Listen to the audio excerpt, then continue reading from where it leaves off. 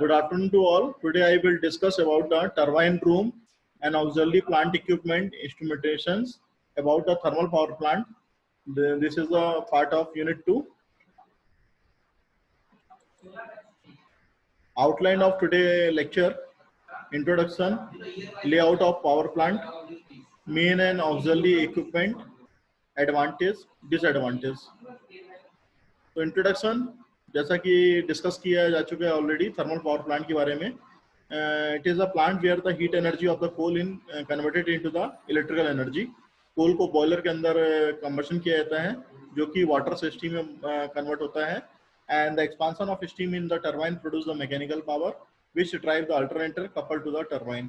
Thermal power plant का जो contribution है वो मैक्सिमम पावर को जनरेशन करने का रहता है किसी भी कंट्री के लिए. तो 75.43 का जो कॉन्स्टिट्यूट रहता है टोटल इंस्टॉल कैप्टिव और नॉन कैप्टिव पावर का जनरेशन रहती है. एंड थर्मल जनरेटिंग स्टेशन जहाँ पे कि कोयला भी इस्तेमाल करते हैं, ऑयल भी इस्तेमाल करते हैं, नेचुरल गैस भी इस्तेमाल करते हैं as a primary source of energy.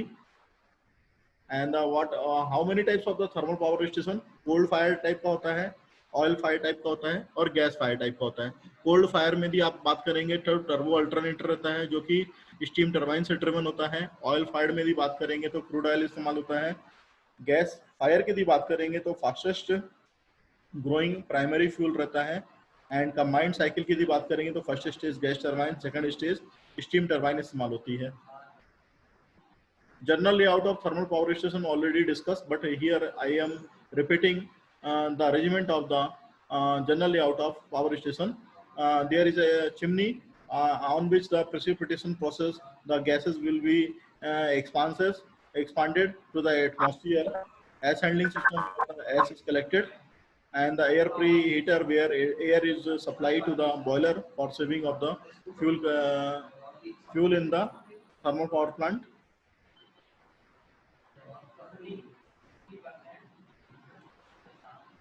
And the fuel is supplied from the outer side source for combustion of the fuel. After the combustion of fuel, water is converted into the steam. Economizer is a device where it is used for the fuel saving purpose.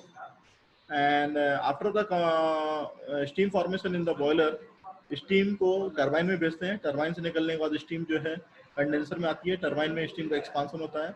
Turbine से alternator की shaft connected रहती है. And after that कि वहाँ पे जो 3 phase की supply है वो की जाती है. कंडेंसर में आके स्टीम कंडेंस करते हैं और कूलिंग टावर से पानी जो है कंडेंसर पे आता है और वो वहाँ पे सप्लाई होता है. और उसके बाद कंडेंसर में जो स्टीम है एग्जॉस्ट होने के लिए गई हुई है, वहाँ पे स्टीम एग्जॉस्ट कंडेंस होती है और उसके बाद उसको लिक्विड फॉर्म में सर्कुलेटिंग वाटर पंप से निकाल जाता है. और जो आपका यहाँ से जो हॉट वाटर है या बोलना चाहिए hot water, it is supplying from this side and the cold water is supplying from this side and the condensate is collected from the condenser side which is sent back to the economizer or the condensate water pump. This is a typical diagram of a cold fired thermal power station जिसमें कि आप बहुत सारी equipment या accessories वगैरह को देख रहे हैं. ये कूलिंग टावर्स बने हुए हैं जो आप देख रहे हैं और बहुत सारी यूनिट्स हैं जिसको कि भी आप देखेंगे. जैसा कि आपका कोल स्टॉक पाइल है, ये आपका बना हुआ है. यहाँ पे कोल इकट्ठा रहता है. फिर कोल कन्वेयर है, सब एक दूसरे से कनेक्टेड लिंक है. कोल कन्वेयर है. फिर वर्कशॉप है, वर्कशॉप में जाता है तो वर्कशॉप यहाँ पे बना दी गई है. कोल हॉपर है जहाँ से कि कोल को भेजते हैं. अच्छी क्वालिटी का कोल रहता है. फिर उसको पल्वराइज मिल में भेजते हैं. ये पल्वराइज मिल है, ये जो आप देख रहे हैं पल्वराइज मिल है. 6 नंबर पे ये बॉयलर की यूनिट है. यहाँ पे बॉयलर लगा हुआ है जहाँ पे कि after the combustion of fuel boiler से स्टीम बनती है. After the steam making flue gases को क्लीन किया जाता है बॉयलर में से एंड थ्रू द स्टैक इसको स्टैकिंग उसकी एग्जॉस्टिंग की प्रोसेस की जाती है. And after that the steam turbine जो कि लगी हुई है 9 नंबर पे आप देख रहे हैं. यहाँ पे इसका एक्सपांशन होता है. ब्लेड्स रहती हैं, fix row blade and the moving blade. Generator है 10 पॉइंट पे, ये जनरेटर पॉइंट है आपका. यहाँ पे इलेक्ट्रिसिटी प्रोड्यूस होती है ट्रांसफार्मर के द्वारा, उसको कन्वर्ट किया जाता है. ये ट्रांसफार्मर यूनिट है. 12 नंबर पे स्टीम कंडेंसर है, ये जो आप देख रहे हैं. स्टीम कंडेंसर की जो यूनिट रहेगी वो आपकी यहाँ पे यूनिट बनी हुई है. स्टीम कंडेंसर, स्टीम कंडेंसर में स्टीम कंडेंस होती है. कूलिंग यूनिट बनी हुई है, कूलिंग टावर जैसे हम बोलते हैं. कूलिंग टावर आप देख रहे हैं, पानी यहाँ से सप्लाई होता है.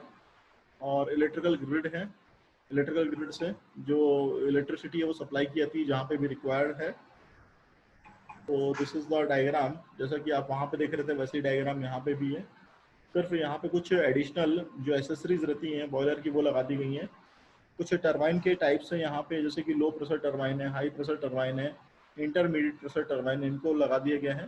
साथ ही साथ में कुछ जो एसेसरीज आप देख रहे थे वहाँ पे, सुपर हीटर है, इकोनोमाइजर, एयर हीटर है, ये सारी एसेसरीज यहाँ पे लगा दी गई हैं।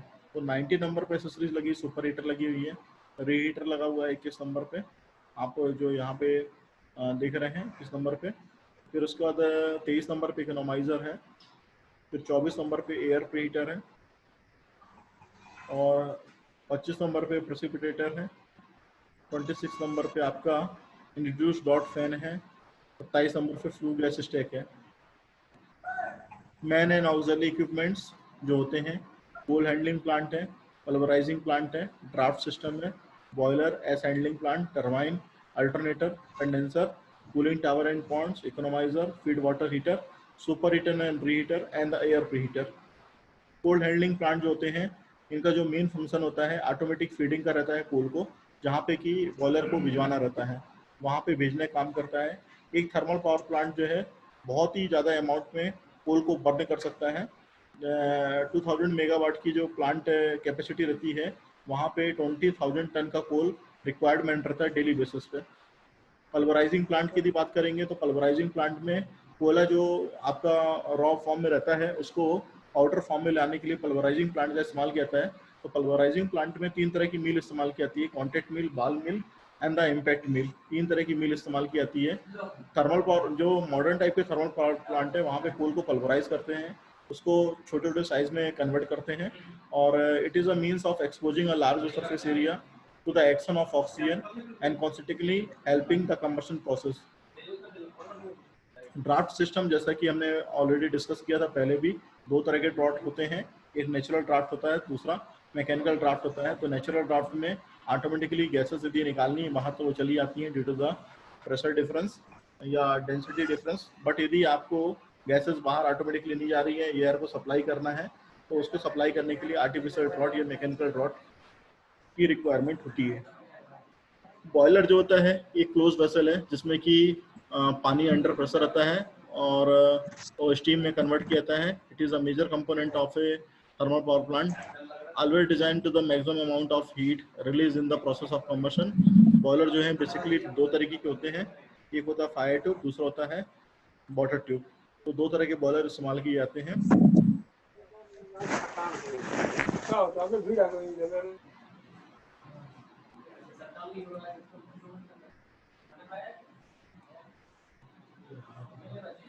बॉयलर जो जैसा कि बताया कि 2 तरीके होते हैं, वाटर ट्यूब बॉयलर और फायर ट्यूब बॉयलर। तो वाटर ट्यूब बॉयलर जो होते हैं जिसमें कि ट्यूब के अंदर यदि वाटर फ्लो होता है तो उसे वाटर ट्यूब बॉयलर का नाम देते हैं। गैसेस और फ्लू गैसेस होते हैं सराउंडिंग्स में फ्लो होती हैं। फायर ट्यूब बॉयलर जो होते हैं वो जिस ट्यूब के अंदर यदि गैसेस फ्लो होती हैं, यदि आपका वाटर जो है सराउंडिंग में फ्लो होता है तो उसे फायर ट्यूब बॉयलर्स बोलते हैं। वाटर ट्यूब बॉयलर जो है less liable to the explosion होता है, produce the high pressure steam होता है, हाई एफिशिएंसी वाला होता है, हीटिंग सरफेस लार्ज रहती है, उसे वाटर ट्यूब बॉयलर बोलते हैं। और फायर ट्यूब बॉयलर की भी बात करेंगे तो लो कॉस्ट होती है, साइज में छोटा होता है, हीटिंग सरफेस स्मॉल होती है, और उसको हाई प्रेशर स्टीम के लिए प्रोड्यूस करने के लिए नहीं यूज़ कर सकते हैं, और लो एफिशिएंसी होती है।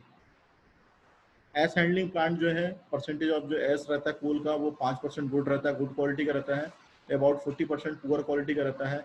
पावर प्लांट जनरली जो रहता है पुअर क्वालिटी का कोल इस्तेमाल किया जाता है। दस amount of the S produce by its is pretty large. ठीक है ना। ये मॉडर्न 2000 मेगावाट जो प्लांट है प्रोड्यूस अबाउट 5000 टन्स का जो एस है वो डेली इस्तेमाल होता है। और स्टेशन जो है सम टाइप्स ऑफ कन्वेनर इस्तेमाल करते हैं ताकि हम प्रॉपर तरीके से एस को डिस्पोज कर सकें, डंप कर सकें डायरेक्टली बेसिस पे। और यदि वैगन वगैरह यूज़ भी कराई जाती है ट्रांसपोर्ट करने के लिए ताकि हम उसको प्लांट के बाहर कहीं पे दूर ले आके उसको डिस्पोज ऑफ कर सकें। प्रेसिपिटेटर का इस्तेमाल होता है, डस्ट जितनी भी कलेक्ट हो रही है प्लांट के अंदर उसको निकालने का काम रहता है। तो आफ्टर द वर्किंग डस्ट को निकालने का, उसको प्यूरिफाइड फॉर्म में निकालने का काम करता है प्रेसिपिटेटर। तो waste gases from the boiler are the first passes through the precipitator to separate the solid dust particles. The fly ash is collected at this precipitator. तो जितनी भी फ्लाई एसेस उनको कलेक्ट कर लिया जाता है प्रेसिपिटेटर के द्वारा और उनका फिर इस्तेमाल कर लिया जाता है, उनकी हीट का इस्तेमाल कर लिया जाता है। बेसिकली जो अपनी एस रहती है वो दो तरीके की रहती है, एक स्लरी के फॉर्म में रहती है जिसे लिक्विड एस बोलते हैं, और एक आपकी बोलना चाहिए वेपर के फॉर्म में रहती है, बोलना चाहिए फ्लाई के फॉर्म में रहती है, इसे फ्लाई एस बोलते हैं। तो इन दोनों में डिफरेंस ये रहता है कि फ्लाई एस और जो आपकी स्लरी है लिक्विड वाली, तो लिक्विड स्लरी को यूज नहीं कर सकते हैं जबकि फ्लाई एस का इस्तेमाल किया सकता है। लिक्विड स्लरी किसी भी काम की नहीं रहती है और वो उसका रीयूज नहीं कर सकते हैं किसी भी तरीके से, जबकि जो फ्लाई एस है उसकी हीट का इस्तेमाल करके हम वापस से कहीं पे जहाँ पे रिक्वायरमेंट है वहाँ पे हम भेज सकते हैं। स्टीम टरबाइन का जो मेनली फंक्शन रहता है स्टीम को एक्सपांड कराने का रहता है। जब स्टीम नोजल से निकल के आती है तो काफ़ी हाई वेलोसिटी की रहती है, और हाई वेलोसिटी की स्टीम को जब हम स्टीम टरबाइन में भेजते हैं तो वहाँ पे उसका एक्सपांसन होता है through the fix row of moving blade and the fix blade. तो फिक्स ब्लेड वहाँ पे नोजल बनती है और जो मूविंग ब्लेड रहती है वहाँ पे आपकी जिग जैग वे में आपकी इंस्टॉल रहती है रोटर ब्लेड पे, रोटर शाफ्ट पे। तो वहाँ पे हम सारी चीज़ों को डायरेक्शन प्रोवाइड करवाते हैं ताकि जो वेलोसिटी आ रही थी उसके द्वारा कितनी एनर्जी जनरेट हो रही है, कितनी आपकी एनर्जी का ट्रांसफॉर्मेशन होता है वो हमें देखना रहता है। बेसिकली दो तरह की टरबाइन होती है, पहली इम्पल्स टरबाइन और रिएक्शन, दूसरी है रिएक्शन टरबाइन। तो the difference between the initial and the final heat contain represent the heat energy converted into the electrical kinetic energy. कितना डिफरेंस है इनिशियल और फाइनल हीट कंटेंट में ये हमें देखना रहता है। जनरली जब भी स्टीम आती है नोजल से निकल के, तो उस नोजल से स्टीम जब निकलती है तो इनिशियल में कुछ एनर्जी उसकी अलग रहती है और आफ्टर द एक्सपांसन जब निकल के जाती है तो उसकी एनर्जी कुछ और रहती है। ये डायग्राम्स हो रहा है। इम्पल्स टरबाइन है जो कि हाई प्रेशर टरबाइन के रूप में यहाँ पे दिख रही है आपको, एंड रिएक्शन टरबाइन है जो कि लो प्रेशर और इंटरमीडिएट टरबाइन के रूप में जानी जाती है। तो डायग्राम में आप देखेंगे तो हाई प्रेशर टरबाइन भी है, लो प्रेशर टरबाइन भी है, इंटरमीडिएट टरबाइन भी है। तो जो टरबाइन है ये अलग अलग तरीके से इस्तेमाल की जाती हैं। इनका यूज़ डिपेंड करता है कि बॉयलर से किस तरीके से स्टीम प्रोड्यूस हो रही है और किस तरीके से हमें एनर्जी का ट्रांसफॉर्मेशन कराना है, उस हिसाब से तीन तरह की टरबाइन इस्तेमाल की जाती है। तो हाई प्रेशर टरबाइन जो आप देख रहे हैं ये पहली टरबाइन है। दूसरी turbine after the expansion in the first stage turbine जो कि हाई प्रेशर टरबाइन है, उसके निकलने के बाद इंटरमीडिएट प्रेशर टरबाइन में भेजते हैं जो कि रिएक्शन टरबाइन होती है। And after the expansion in the second stage turbine जब वेलोसिटी बहुत ज़्यादा कम हो जाती है उसकी, या बोलना चाहिए उसकी वेलोसिटी काफ़ी नेग्लिजिबल के उसके फॉर्म में रहती है, तो उसको हम फिर लो प्रेशर टरबाइन में भेजते हैं जहाँ पे कि उसका एक्सपांसन लो प्रेशर पे करके हम फाइनली कंडेंसर यूनिट में भेज देते हैं। तो इलेक्ट्रिसिटी जो जनरेट हो रही है वो तीनों टरबाइन का जो कम्युलेटिव है उसको देख के यहाँ पे इलेक्ट्रिसिटी जनरेट होती है जनरेटर डिवाइस में।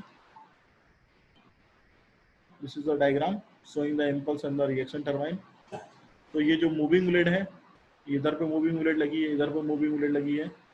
स्टीम जो है यहाँ पे अटैकिंग हो रही है ब्लेड्स पे, स्टीम प्रेशर है, स्टीम वेलोसिटी आप देख रहे हैं। तो स्टीम का जो वेलोसिटी है यहाँ पे और प्रेशर का है, चूंकि प्रेशर एनर्जी यहाँ पे इम्पल्स टरबाइन में इनलेट टू एग्जिट ये जो रहती है आपकी वो बहुत ज़्यादा चेंजेस नहीं होती, जबकि यहाँ पे आपकी रिएक्शन टरबाइन में जो प्रेशर एनर्जी है वो काइनेटिक एनर्जी में फौरन चेंज होती है।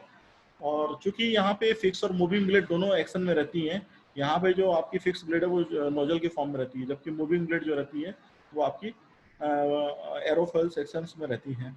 ठीक है, तो यहाँ पे जो प्रेशर एनर्जी वो कंटिन्यूसली चेंज हो रही है from inlet to exit section. Alternator की बात करेंगे तो जनरेटर के शाफ्ट के साथ में कनेक्टेड रहता है अल्टरनेटर। तो टरबाइन और अल्टरनेटर जो है मैकेनिकल कपल्ड रहते हैं, इनको कपलिंग के द्वारा कपल्ड किया जाता है। और अल्टरनेटर का जो काम रहता है मैकेनिकल एनर्जी की, जो टरबाइन से मैकेनिकल एनर्जी मिल रही है उसको इलेक्ट्रिकल एनर्जी में कन्वर्ट करने का रहता है। और इलेक्ट्रिकल आउटपुट जो आपको अल्टरनेटर से मिल रहा है उसको डिलीवर किया जाता है बस बार पे through the transformer. Turbine generator की यदि बात करेंगे तो स्टीम की एंट्री जो है इधर साइड से हो रही है, जो आप डायग्राम में देख रहे हैं। टरबाइन की जो ब्लेड है डिपेंड करता है कौन सी टरबाइन वहाँ पे लगी है। यदि यहाँ पे आपकी रिएक्शन टरबाइन लगी है तो टरबाइन पे जो अटैकिंग रहती है स्टीम की वो आपकी फिक्स और मूविंग ब्लेड के हिसाब से रहती है, और प्रेशर एनर्जी जो है वो इनलेट टू एग्जिट चेंज होती रहती है। स्टीम का जो आउटलेट है after the expansion in the turbine, steam जो है यहाँ पे आउटलेट पे सेक्शन पे नीचे जाती है, एंड आफ्टर दैट इसको कपल्ड कर दिया गया है अल्टरनेटर या जनरेटर के शाफ्ट के साथ में। तो आप जो यहाँ पे देख रहे हैं इलेक्ट्रोमैग्नेटिक इफेक्ट के द्वारा यहाँ पे इलेक्ट्रिसिटी जनरेट हो रही है, उस इलेक्ट्रिसिटी को हम पे ट्रांसफार्मर में भेज देते हैं और ट्रांसफार्मर से डिस्ट्रीब्यूटर में चली जाती है, switch yard. It is the place where the voltage levels are the stepped up using a step up transformer called a switch yard. Switch yard एक ऐसी जगह है जहाँ पे कि वोल्टेज लेवल को स्टेप अप करके स्टेप अप किया जाता है using the step up transformer. Transformer एक ऐसा होता है जो कि वोल्टेज लेवल को स्टेप अप कर सकता है. And the supply from the generator is connected to the grid. Generator की जितनी भी सप्लाई है उसको ग्रिड से कनेक्ट कर दिया जाता है एंड द स्विच यार्ड बस. And the switch yard also has energy metres. Switch yard जो रहता है अपने आप में एक एनर्जी मीटर को लिए रहता है. ऐसा 6 गैस ब्रैकेट्स जो रहते हैं प्रोटेक्टिव टाइप के, ये रिले और लाइटनिंग अरेस्टर को अपने साथ में लिए रहते हैं. अब कंडेंसर की यदि बात करेंगे तो कंडेंसर वैसे भी हम डिस्कस कर चुके हैं. कंडेंसर एक प्रकार से हीट एक्सचेंजर का काम करता है जहाँ पे कि हीट एक्सचेंज होती है. तो हीट एक्सचेंज कहाँ पे हो रही है? हीट एक्सचेंज हो रही है स्टीम और वाटर के बीच में. तो स्टीम की जो हीट रहती है वो उसको हम वहाँ पे कंडेंस, जब कंडेंसर यूनिट पे ले आते हैं तो कंडेंस होती है. तो कंडेंस होने के बाद वो लिक्विड फॉर्म में आती है और आफ्टर द एक्सपांशन टरबाइन से जो भी स्टीम निकल के आ रही है वो लो प्रेशर की रहती है. तो लो प्रेशर स्टीम को जब कंडेंसर में भेजते हैं तो वहाँ पे कूलिंग टावर के द्वारा जो पानी सप्लाई हो रहा है वहाँ पे कूलिंग वाटर के द्वारा स्टीम का जो है कंडेंसेशन किया जाता है. और कंडेंसेशन होने से और वैक्यूम प्रेशर क्रिएट होता है और वहाँ पे फेज चेंज होती है. तो वहाँ पे कंडेंसिंग जो है 2 तरीके से कर सकते हैं, एयर कूलिंग के द्वारा और वाटर कूलिंग के द्वारा. तो मेनली जो पर्पज है कंडेंसर का वो कंडेंस करने का रहता है स्टीम को. This is the shell and tube type the steam condenser, जहाँ पे कि आप देख रहे हैं बेफल्स लगाई गई हैं. बेफल्स के द्वारा डायरेक्शन प्रोवाइड किया जाता है और साथ ही साथ में स्टीम का और वाटर का डायरेक्शन प्रोवाइड किया गया है. और साथ ही साथ में फ्लैंज वगैरह दिखाए गए हैं कवर प्लेट में जो लगे रहते हैं. तो वाटर जो है इनलेट यहाँ पे इधर नीचे साइड से होता है.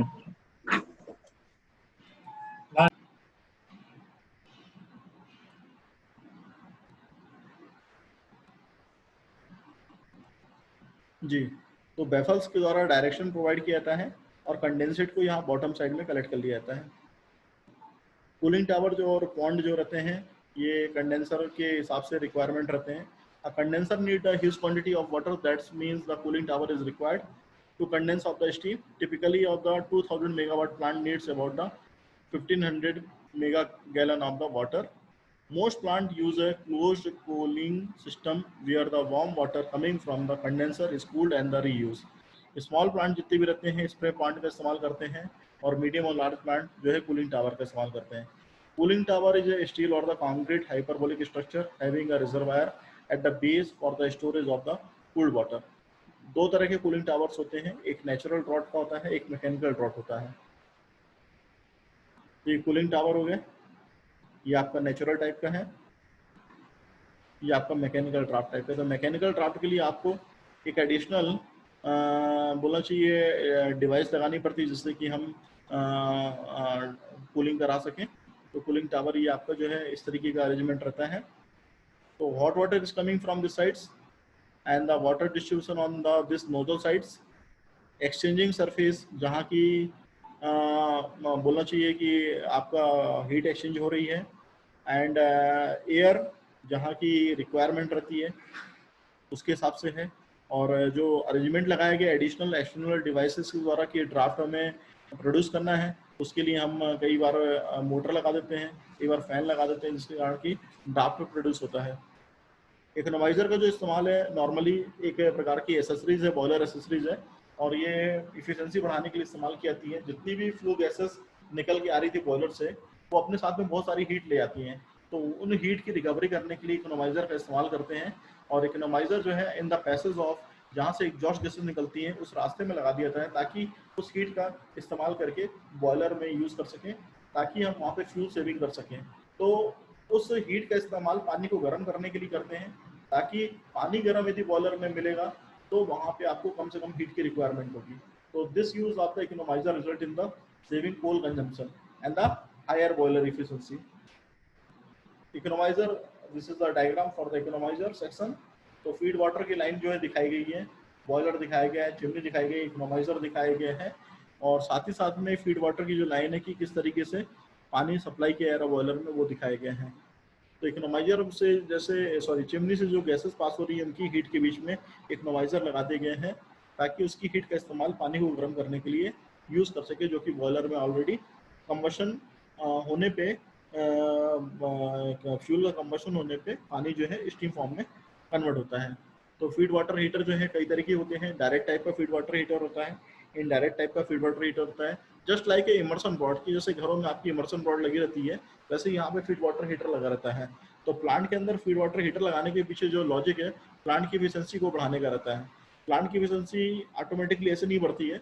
वहाँ पे यदि आप बहुत सारी यूनिट को एक सुपर सुपर रेशियो के फॉर्म में यदि आप इस्तेमाल करते हो, जैसा कि स्टैंडर्ड रिक्वायर्ड रहता है, उसके हिसाब से प्लांट की एफिशिएंसी बढ़ती चली जाती है। तो फीड वाटर हीटिंग जो है प्लांट की एफिशिएंसी को इम्प्रूव कर रहा है, जिसमें कि ऑक्सीजन डिसॉल्व होता है, कार्बन डाइऑक्साइड डिसॉल्व होता है, which would otherwise causes boiler corrosion are removed in the feed water heater. जो कि बॉयलर के अंदर कोरोजन की जो प्रॉब्लम आ रही थी, उसको हम रिमूव करने के लिए फीड वाटर हीटर का इस्तेमाल करते हैं, और थर्मल क्वांटिटी ऑफ स्टीम जो प्रोड्यूस हो रही है बॉयलर के अंदर वो इंक्रीज होती है। Super heater and the reheater. Super heater जो एक कंपोनेंट डिवाइस है जिसका कि इस्तेमाल स्टीम जनरेटिंग यूनिट में होता है, और स्टीम को सुपर हीट करने का काम करा जाता है सुपर हीटर के द्वारा एबव द सैचुरेशन टेम्परेचर। तो डिग्री ऑफ सुपर हीट जो होती है वो आफ्टर द सैचुरेशन टेम्परेचर, जैसी स्टीम आपकी प्रोड्यूस हो रही है सुपर सैचुरेटेड फॉर्म में जा रही है, तो आफ्टर द सैचुरेशन वो स्टीम को कितना सुपर हीट किया रहा है, कितना टेम्परेचर उसका राइज किया रहा है, that is called the degree of super heater. तो सुपर हीटर में consist of the one or the more stages of the tubes. So that it will be affected transfer heat from the products of the combustion. And the superheater are classified as the convection type of superheater and the radiant type of the superheater. This is the reheater. तो steam drum ये है। Superheated steam जो है यहाँ पे है। Reheated steam है कि यदि सेकंड स्टेज में टरबाइन वो आपकी स्टीम जा रही है तो उसको किस तरीके से रीहीट किया जाता है। रीहीट कॉइल लगा दी जाती है, इकोनोमाइजर लगा हुआ है। Hot air is coming from the air preheater, fan लगा दिया गया है एम्बिएंट में एयर को सक करने के लिए, और पल्वराइजर लगाया गया है कोल की सप्लाई को सुचारू रूप से चलाने के लिए। तो this is the basic structure of the reheater. तो some of the heat of the superheat steam is used to the rotate the turbine where it is loses some of the stored energy. तो reheater का इस्तेमाल वहाँ पे करते हैं जहाँ पे कि कुछ एनर्जी जो है, या एनर्जी का कुछ पार्ट जो है आप देख रहे थे कि लूज हो जा रहा है या प्रॉपर तरीके से यूज नहीं कर पा रहे हैं, अनटिल अनलेस वो कंडेंसर में आ रही, तो उसका यूज करने के लिए रीहीटर में यूज होते हैं ताकि हम उसकी हीट का इस्तेमाल कर सकें। और रीहीटर को चलाने के लिए हीट की जो भी रिक्वायरमेंट रहती है वो एडिशनल, जहाँ से कि हीट निकल रही थी जो कि यूज नहीं हो पा रही थी, उसकी हीट का इस्तेमाल रीहीटर में करते हैं। तो reheater is also a steam boiler component in which heat is added to the intermediate pressure steam, which has given up some of its energy in expansion through the high pressure turbine. तो इस तरीके से इस पूरे reheater device का इस्तेमाल किया जाता है। This mechanical energy is used to run the alternator, which is coupled to the turbine, thereby generating the electrical energy. Air preheater का जो आप डायग्राम देख रहे हैं कि आफ्टर द फ्लू गैसेस जो कि इकोनोमाइजर से निकल जा रही थी, तो उनकी कुछ हीट का एक्सट्रेट जो है उनको हम कर रहे हैं यूज़, और इनकमिंग एयर का इस्तेमाल कर रहे हैं ताकि जो भी कूलिंग ऑफ फ्लू गैसेस थी वो 20 डिग्री तक सेंटीग्रेड तक इंक्रीज हो रहा था उसका टेम्परेचर, जिसके कारण की प्लांट की एफिशिएंसी आपकी 1% तक बढ़ रही थी। तो एयर प्रीहीटर जो है 3 तरीके के होते हैं। प्लेन टाइप का एयर प्रीहीटर होता है, ट्यूबुलर टाइप का एयर प्रीहीटर होता है, और रीजनरेटेड टाइप का एयर प्रीहीटर होता है। एडवांटेज यदि एयर प्रीहीटर की बात करेंगे तो फ्यूल यूज हो रहा है वो काइट चीप रहता है।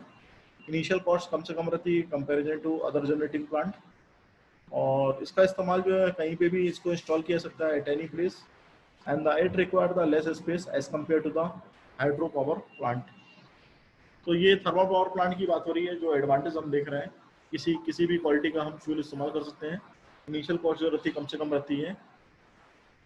डिसएडवांटेज की यदि बात करेंगे तो ये एटमॉस्फेयर को पॉल्यूट कर रहा है, कॉस्टलियर रहता है, रनिंग कॉस्ट इसकी जो रहती है ज़्यादा रहती है compare to the hydroelectric plant, और कोल का जो इस्तेमाल करते हैं वो जो रहता है non renewable source of energy के रूप में काउंट होता है। This is the today lecture. If you have any question please ask me.